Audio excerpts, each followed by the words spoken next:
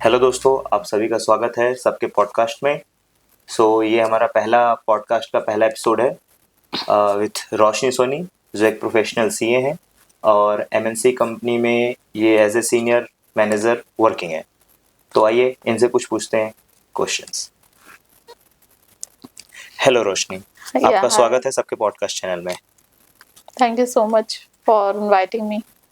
Okay, Roshni, हम आपसे कुछ क्वेश्चन पूछेंगे। ये जो क्वेश्चंस रहेंगे, काफ़ी सेगमेंट्स में हमने इन क्वेश्चन को डिस्ट्रीब्यूट किया है। So as a CA it's not easy journey. तो हम जो क्वेश्चन की शुरुआत करने वाले हैं वो सीए और आपकी जर्नी से related.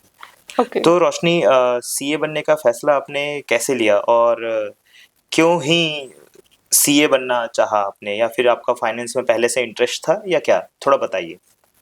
So basically as such कुछ दिमाग में नहीं था कि सीए करना है और मैं जब 9th क्लास में थी तो हमने मैंने न्यूज़पेपर में पढ़ा कि सीए क्या होता है और ये बहुत ही कम कॉस्ट में ये कोर्स हो जाता है एंड रिटर्न्स इन्वेस्टमेंट से जो जॉब सैलरी इसकी अच्छी होती है, स्टार्टिंग सैलरी। सो तभी से दिमाग में सीए के बारे में ख्याल आया और थोड़ी बहुत रिसर्च फिर करी एंड देन 11th में commerce math subject I have chosen and that's how I started. So as such कोई प्रायर इंटरेस्ट नहीं था, बट एक sudden just God's plan it happens. Okay, तो सीए बनने का आपका सफ़र कैसा रहा और आपने किस टाइप के चैलेंजेस फेस किए और उन्हें कैसे उन चैलेंजेस को फेस कैसे किया आपने? सो बेसिकली मतलब मेरे बैकग्राउंड में एज सच कोई सीए नहीं था, हमारी फैमिली में भी कोई सीए नहीं है, तो पूरी तरह से एक ब्लैंक स्टार्टिंग से खुद ही सब कुछ देखना कौन सी क्लासेस जाना है। ऑफ कोर्स कुछ फ्रेंड्स का सपोर्ट उसमें था ही। तो ये जर्नी ऐसा नहीं कि बहुत ही स्मूथ थी, it was a tough because it CA जैसे कि अपने आप में एक हार्ड कोर्स है, it's very vast huge course. So काफ़ी सारे सब्जेक्ट्स होते हैं, वेराइटीज होती है, बहुत ज़्यादा मेमोरी टेस्ट होती है इस केस में।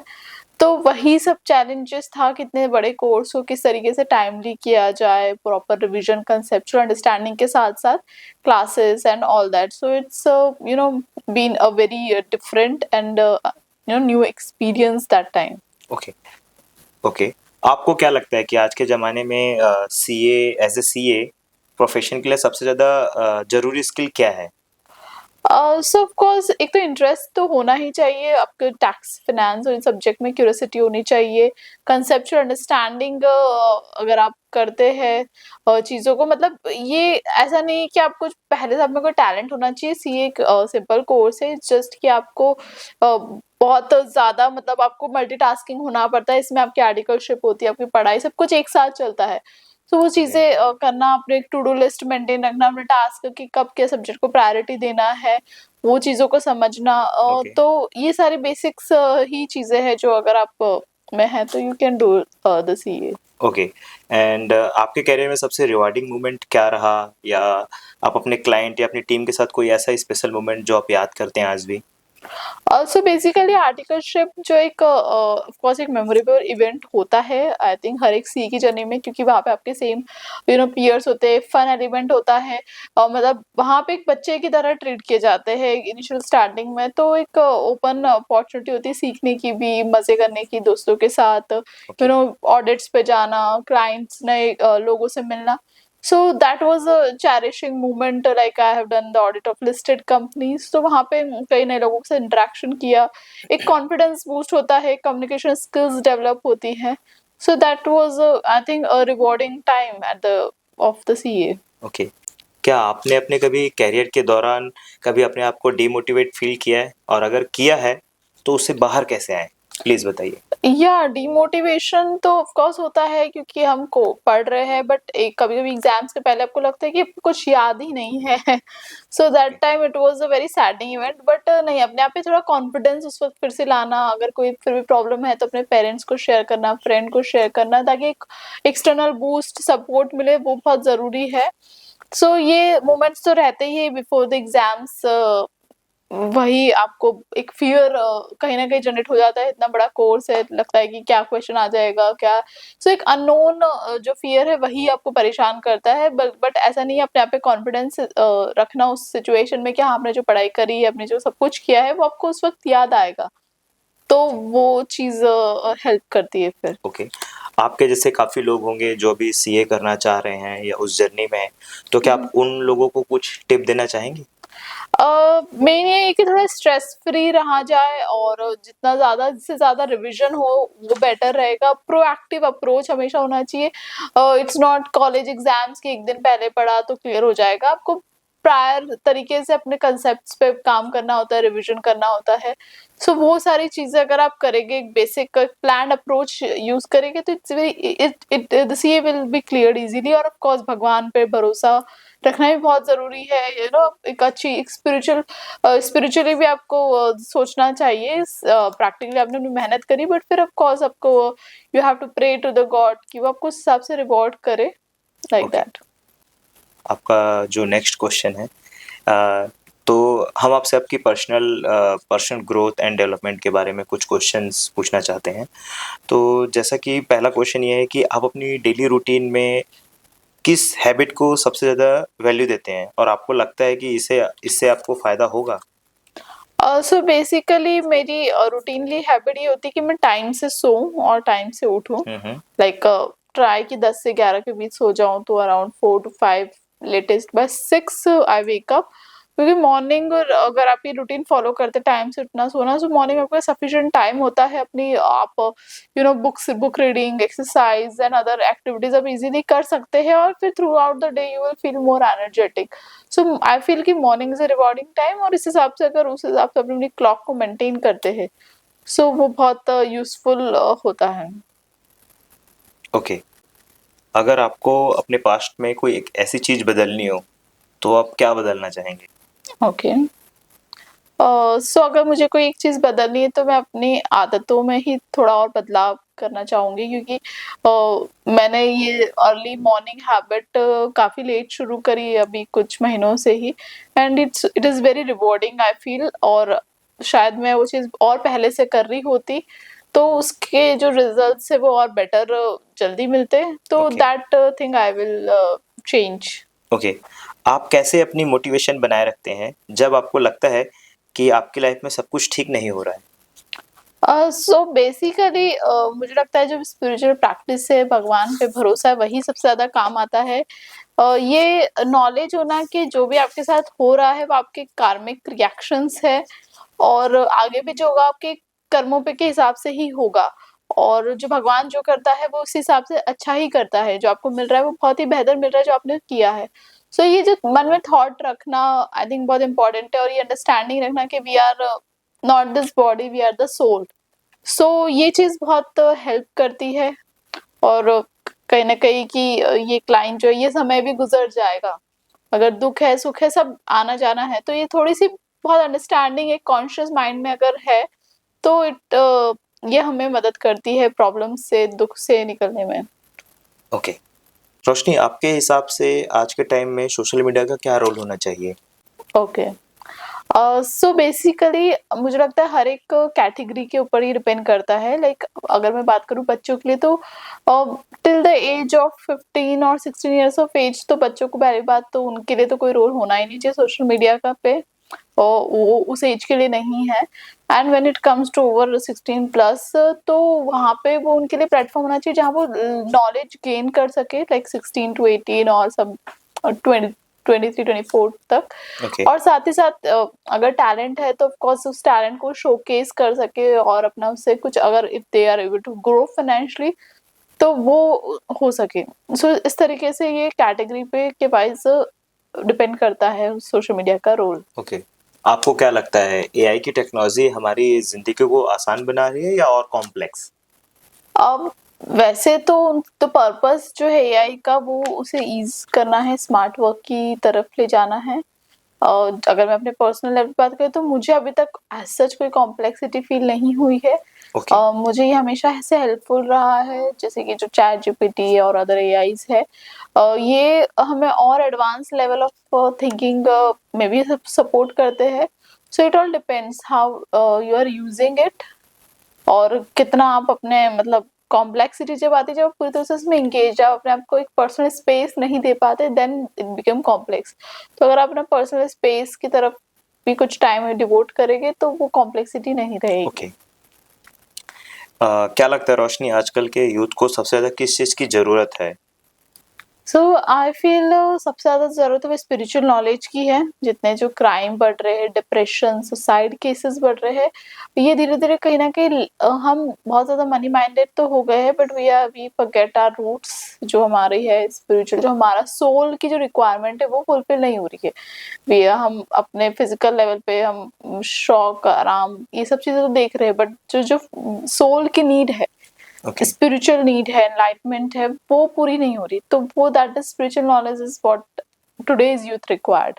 ओके। या ओके।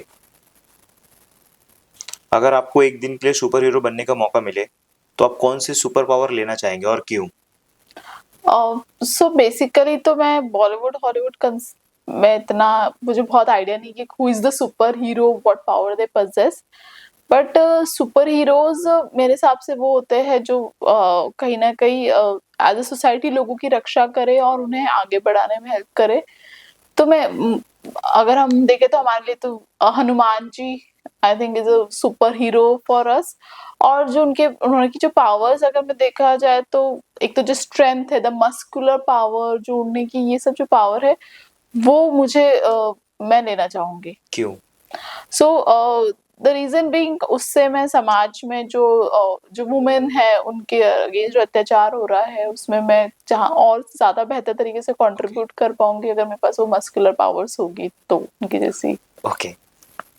आपका फेवरेट कोई चाइल्डहुड मेमोरी जो अक्सर आज भी आप याद किया करते हैं, कुछ ऐसा?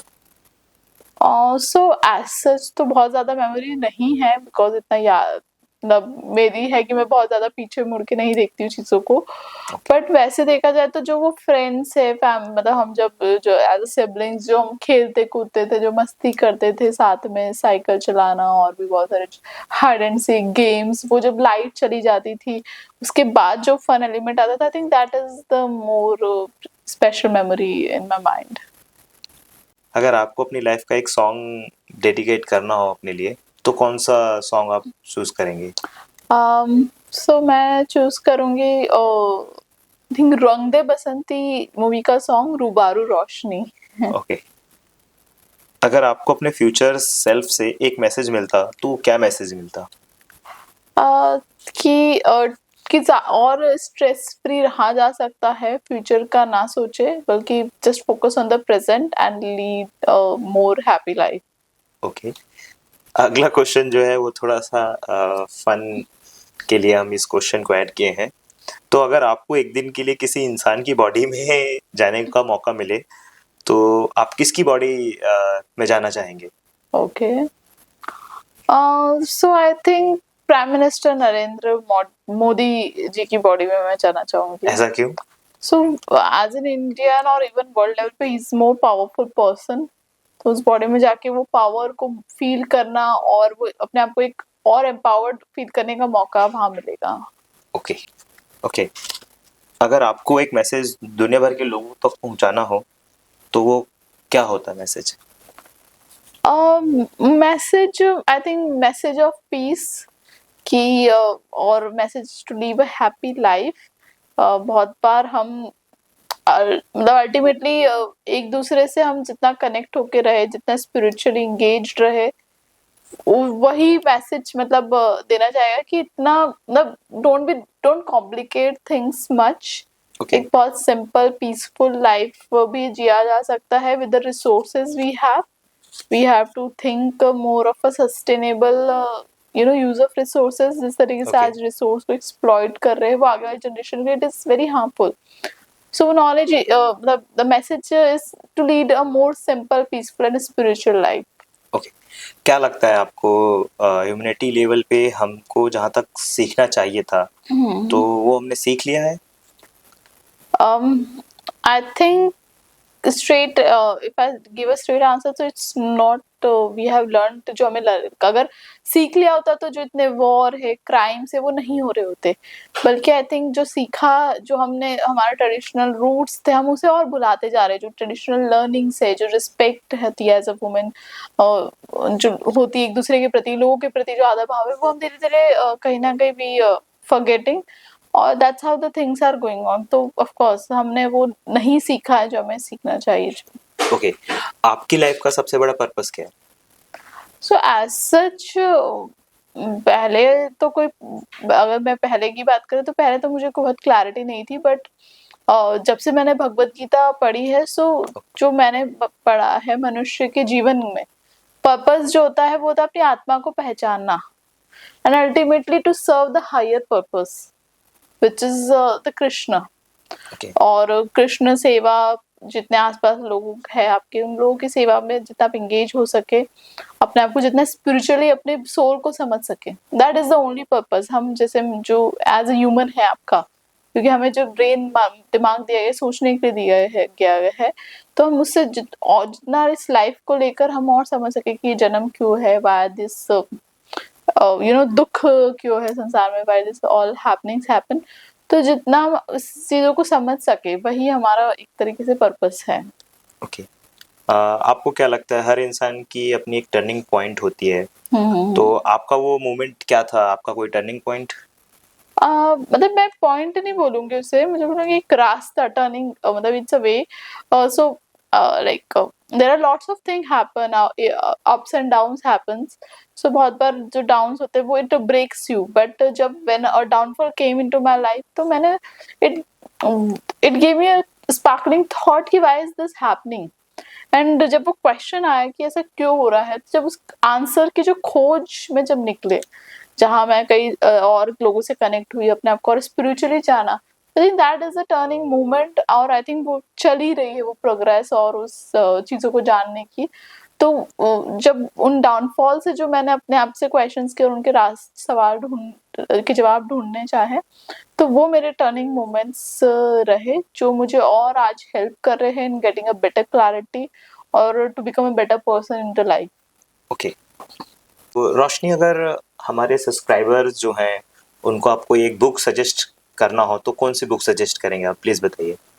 सो वैसे तो ऑफ कोर्स सबको भगवत गीता तो पढ़नी ही चाहिए, बट अगर मटेरियल लेवल पे कोई बुक की बात की जाए तो the compounding effect, it's a good book जो मैंने पढ़ी है, जो हेल्प करती है हैबिट्स के बारे में, कैसे छोटी छोटी हैबिट्स अच्छी हैबिट्स कंबाइन होकर कैसे पावरफुल रिजल्ट देती है, उसी प्रकार जैसे नेगेटिव हैबिट्स भी किस तरीके से आपको नीचे ले जाती है। सो एवरी उस बारे में ये बुक है। राइटर का नाम तो मुझे ऐसा सच में याद नहीं आ रहा है, but that is a good book to start with. Okay, तो रोशनी अगर हमारे सब्सक्राइबर्स जो हैं उनको आपको एक बुक सजेस्ट करना हो तो कौन सी बुक सजेस्ट करेंगे आप? प्लीज़ बताइए। सो वैसे तो ऑफ कोर्स सबको भगवत गीता तो पढ़नी ही चाहिए, बट अगर मटेरियल लेवल पे कोई बुक की बात की जाए तो the compounding effect, it's a good book जो मैंने पढ़ी है, जो हेल्प करती है हैबिट्स के बारे में, कैसे छोटी छोटी हैबिट्स अच्छी हैबिट्स कंबाइन होकर कैसे पावरफुल रिजल्ट देती है, उसी प्रकार जैसे नेगेटिव हैबिट्स भी किस तरीके से आपको नीचे ले जाती है। सो एवरी उस बारे में ये बुक है। राइटर का नाम तो मुझे ऐसा सच में याद नहीं आ रहा है, but that is a good book to start with. Okay, तो thank you so much Roshni, आपका हमारे सबका पॉडकास्ट चैनल पे आने के लिए और आपके अपनी लाइफ के बारे में एक्सपीरियंस शेयर करने के लिए। सो दोस्तों, थैंक यू सो मच, आपने इस वीडियो को अप्रिशिएट किया और देखा, और अपने फीडबैक को ज़रूर कमेंट में बताएं हमें। Thank you so much. Thank you.